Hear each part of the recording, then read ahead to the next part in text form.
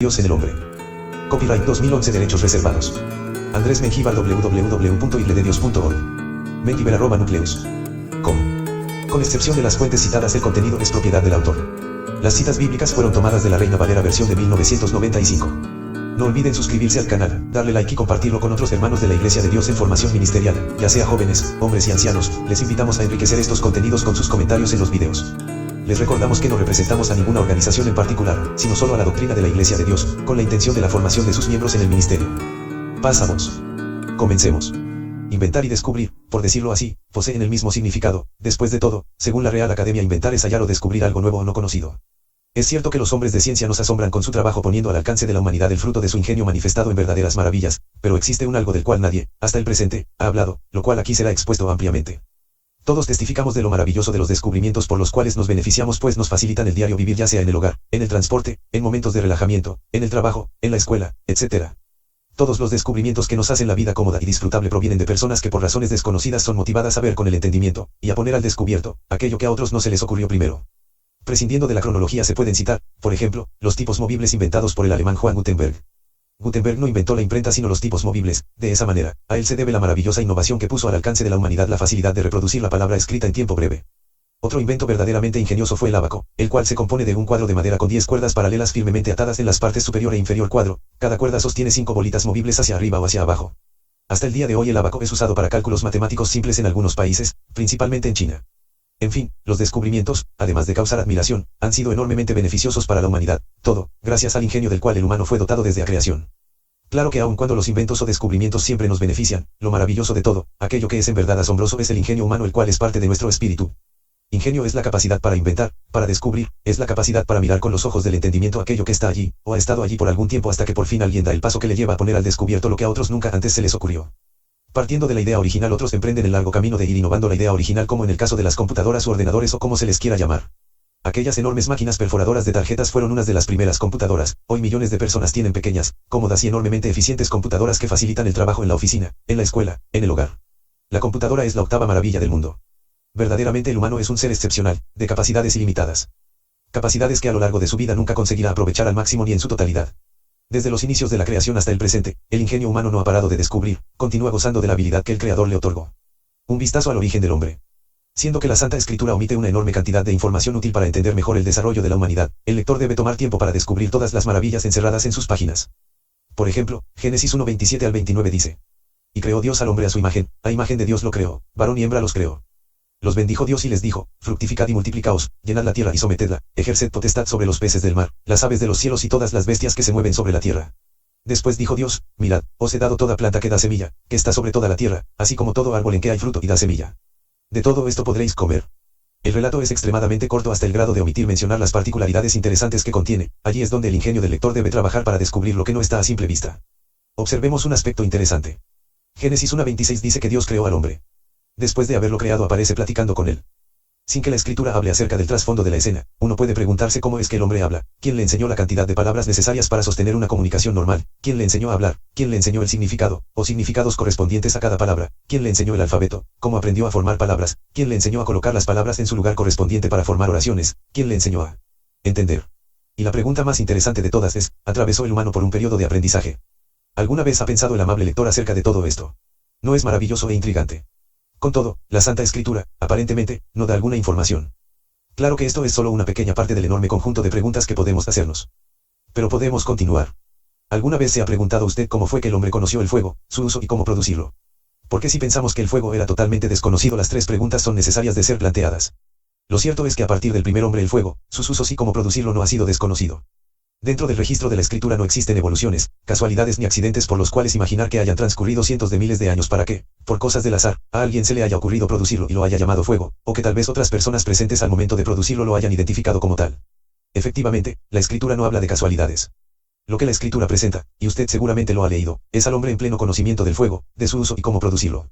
Esto además de maravilloso es intrigante, y es muy posible que los lectores de la palabra se encuentren frente a una pregunta sin aparente respuesta. Abel. Seguramente aquella ofrenda presentada por Abel, mencionada en Génesis 4:4, no fue un animal al cual solamente degolló, descuartizó y así lo presentó como ofrenda a Dios. Aquel animal no fue un animal inmundo sino uno limpio. Por la lectura de otros pasajes de Génesis podemos sacar en conclusión que las ofrendas de animales generalmente eran holocaustos, es decir, primero el animal era matado y después quemado en ofrenda a Dios. Los oferentes reunían varias piedras de regular tamaño para formar un altar sobre el cual colocar la víctima para quemarla. Obviamente aquellos conocían el fuego y su uso. La pregunta es, ¿cómo produjeron fuego? ¿Cómo supo Abel acerca del altar? Siendo preguntas interesantes, necesariamente tienen respuesta. Caín. Desde el momento en que Caín recibió el aliento de vida fue capacitado para conocer la diferencia entre el bien y el mal, por eso de antemano sabía que al haber asesinado a su hermano había cometido grande maldad. No hubo necesidad de que Dios le explicara lo grave de su acción sino que de antemano lo sabía. Noé. Otro aspecto verdaderamente interesante se presenta en el caso del diluvio. Dios ordenó a Noé construir un arca, Tebaj, con medidas específicas en la cual meter 7 parejas de animales limpios y una pareja de animales inmundos. 1. ¿Cómo sabía Noé de qué le estaba hablando Dios siendo que por aquel tiempo nunca antes se había construido un objeto semejante? ¿Cómo supo que era un arca? ¿Qué le hizo buscar el lugar adecuado para construirla? ¿Cómo supo cómo construirla? ¿Con qué? ¿O cómo unió las piezas de madera? ¿Labró la madera con sierras, hachas, machetes? Cualquiera que haya sido la herramienta, fácil es entender que una de ellas debió haber utilizado, quien le enseñó el nombre de los árboles con los cuales debía construirla. Aún hay más, existían botes para transporte fluvial. Debe tomarse en cuenta que la zona donde aquella gente habitaba se encontraba en medio de 2 grandes ríos, el Hiddekel y el Uferrato Eufrates. Si existían, fue casualidad o curiosidad la que movió al hombre a construirlos. Respecto a Noé, ¿cómo supo qué medidas eran aquellas que le fueron ordenadas para el arca? Su reacción ante la orden fue de obediencia inmediata. Noé no preguntó algo así como Señor, ¿de qué estás hablando? ¿O, qué es eso? La ausencia de este tipo de preguntas lleva a concluir que los hombres conocían tanto el nombre como la longitud del sistema que usaban. Se le dijo que dentro de 120 años la humanidad sería destruida. ¿Quién le enseñó a medir el tiempo? ¿Quién le enseñó a contar los meses de 30 días cada uno? ¿Quién le enseñó la existencia de los años? Adán. Yendo un poco hacia atrás para llegar a los días en que Adán propiamente dicho, puso nombres a todos los animales, uno puede preguntarse si él inventó los nombres o si de antemano su espíritu estaba preparado para semejante tarea. Aunque el registro nada dice, la inferencia hace concluir que haber sido comisionado para esa tarea se debió a que Dios lo capacitó para eso. Aquel hombre no tuvo necesidad de pensar cómo había de llamar a cada uno. El trabajo no le fue difícil porque de antemano conocía sus nombres. Curioso. Posiblemente sí, pero no por eso deja de ser cierto, el hombre de antemano conocía esos nombres. Pero volviendo al asunto de Noé, a quien le fue ordenado. De todo animal limpio tomarás 7 parejas, cada macho con su hembra, pero de los animales que no son limpios, una pareja, un macho con su hembra. A los lectores de este pasaje esta orden podría ser intrigante porque Noé no hace preguntas que indiquen ignorancia en relación a la clasificación entre las 2 clases de animales. Él recibió la orden y obedeció, lo cual nos hace entender que la clasificación de animales limpios e inmundos era conocida desde tiempos antediluvianos. Esto facilita entender que la clasificación de animales, cuya lista es proporcionada en Levítico capítulo 11 y Deuteronomio capítulo 14, de ninguna manera significa que tal clasificación haya nacido solo hasta el tiempo en que la ley le fue dada a Israel. Esa clasificación era conocida por los antediluvianos. ¿Cómo supo el hombre antediluviano y el postdiluviano lo que eran los metales? ¿Dónde buscarlos? ¿Cómo extraerlos? ¿Cómo fundirlos? ¿Cómo diferenciarlos? ¿Cómo estimar el valor de cada uno? ¿Quién enseñó al hombre a labrar la tierra y cultivarla? ¿Quién le enseñó cuándo era el tiempo exacto para sembrar? ¿Quién le enseñó a trabajar la lana? ¿Quién le enseñó a tejer? Etcétera. La lista fácilmente puede continuar, pero no es ese el propósito de este estudio. En realidad muchas preguntas se presentan ante los ojos de quien lee el libro de Génesis. Conociendo la verdad. En realidad el hombre no tuvo que pasar por ningún proceso de aprendizaje o de experimentos, mucho menos su conocimiento es producto de una supuesta evolución que le haya tomado millones de años como la ciencia equivocadamente imagina. Como se dice arriba, la Biblia nunca habla de casualidades ni evoluciones. Lo que el texto dice es: entonces Jehová Dios formó al hombre del polvo de la tierra, sopló en su nariz aliento de vida y fue el hombre un ser viviente. Génesis 2:7. Aquí está la clave para entender que el hombre fue creado inteligente, capaz, sin evoluciones innecesarias. Este texto dice que Dios sopló aliento de vida, lo cual generalmente es interpretado como que el Creador sopló aire en la nariz del hombre y de esa manera aquella figura hecha de tierra vino a ser una persona, o, como dice el texto hebreo, alma viviente. La idea de que Dios sopló simple aire o ruaj necesita ser estudiada más a fondo, véase por qué. La palabra hebrea para aire es ruaj, como en Génesis 3:8 donde dice que Dios se paseaba al aire del día. Pero en Génesis 2:7 no dice que Dios sopló ruaj en la nariz del hombre sino aliento de vida, algo así como Nesamayim. La razón por la cual en Génesis 2 versículo 7 se usó sama en lugar de ruaj seguramente va más profundo que la simple lectura, y estudiar a fondo esa diferencia es la clave para entender qué fue lo que el hombre recibió. Esto es precisamente lo que vamos a explorar. Es cierto que todos los seres poseen la virtud de respirar lo que conocemos como aire. Ese aire llena nuestros pulmones, y es el mismo cuyas corrientes llenan todos los rincones de la tierra. Así, de la manera en que los peces se mueven libremente en su elemento que es el agua, así los seres que viven en la superficie de la tierra se mueven libremente en su elemento que es el aire. Con todo, es necesario enfatizar que ese ruaj, o aire, no es el soplo de vida al cual Génesis 2:7 hace referencia. Lo interesante es que no es el simple aire que respiramos el que nos hace vivir ni tampoco es el que nos hace inteligentes, de otra manera todo cuando está en contacto con el aire poseería vida e inteligencia, pero vemos que no es así. Es verdad que el aire que respiramos cumple funciones esenciales para nuestro organismo, sin embargo, sin el soplo de vida que poseemos de Dios esas funciones no trabajan por sí solas. Analicemos Eclesiastés 12:7. Antes que el polvo vuelva a la tierra, como era, y el espíritu vuelva a Dios que lo dio. Este texto habla acerca de la persona que muere, y el significado correcto de estas palabras es que cuando Dios toma el aliento de vida la persona muerte y eventualmente se convierte en polvo. Otra vez, cuando ese soplo, o espíritu de vida vuelve a Dios que lo da, la persona muere y deja de respirar, porque ese hálito de vida que habilita nuestro espíritu para que respire y para que el aire circule en nuestro organismo es reclamado por su dueño, y la persona deja de ser. ¿Ha pensado usted que para que nuestro organismo sea capaz de aspirar y expirar el aire necesario para el normal funcionamiento del cuerpo se requiere de algo? Ese algo es el hálito de vida dado por Dios. Pablo dice: la ira de Dios se revela desde el cielo contra toda impiedad e injusticia de los hombres que detienen con injusticia la verdad. Porque lo que de Dios se conoce les es manifiesto, pues Dios se lo manifestó. Lo invisible de Él, su eterno poder y su deidad, se hace claramente visible desde la creación del mundo y se puede discernir por medio de las cosas hechas. Por lo tanto, no tienen excusa. Romanos 1, 18-20. ¿Por qué el hombre sin Dios no tiene excusa? No tiene excusa porque no es ignorante, porque fue creado con todas las capacidades para entender que todo lo creado posee un creador. El hombre posee toda la capacidad para concluir que las maravillas que vemos no existen por sí mismas.